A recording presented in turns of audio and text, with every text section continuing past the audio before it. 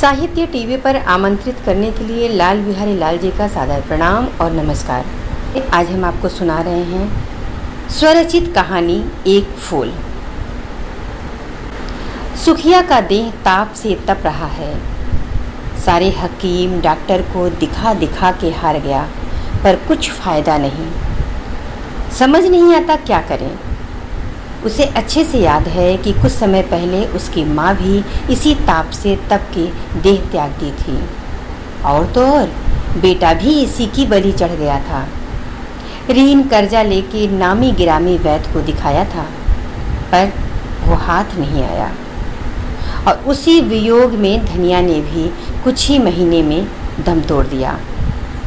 बहुत कोशिश की पर बचा न सका। एक वक्त था कि खुशियों से भरा रहता था।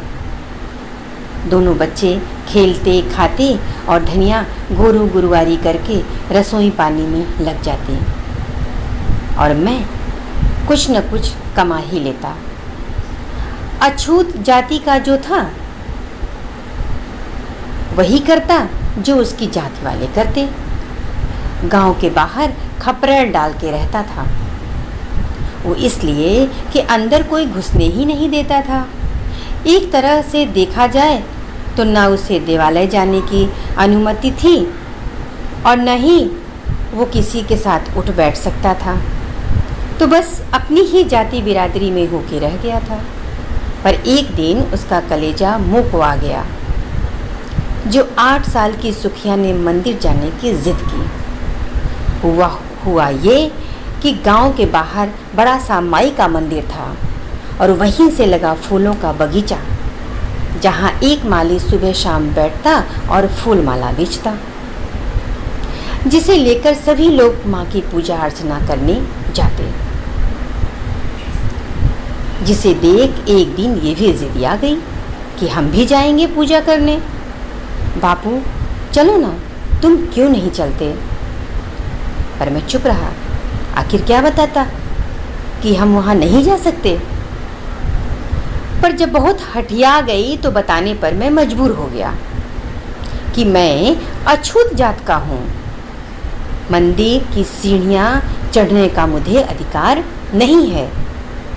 तभी तो हमारा गांव के बाहर घर है।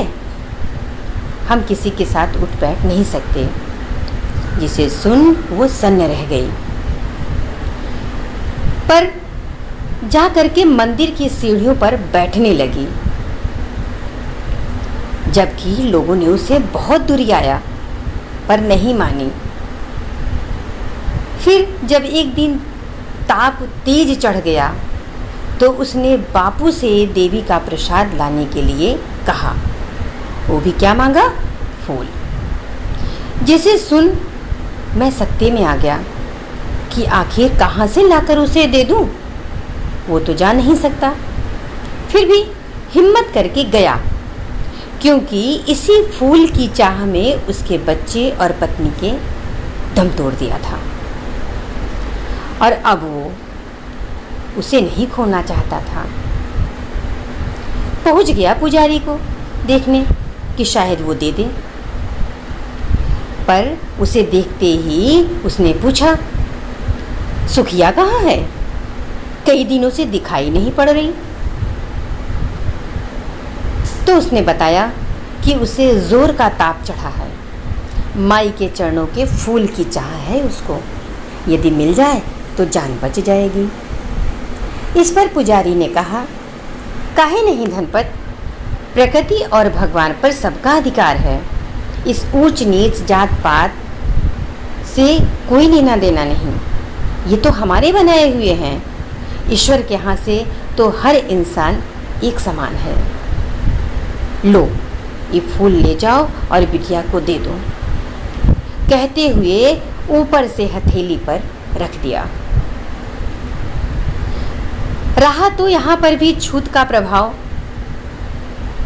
कि कहीं छू न जाए, पर जान की खातिर सहना पड़ा, और ये सोचते हुए मुट्ठी बांध घर की ओर चल पड़ा। सोचते हुए मुट्ठी बांध घर की ओर चल पड़ा कि काश पहले पत्नी की बात मान गया होता तो उसे और बेटे को बचा लेता।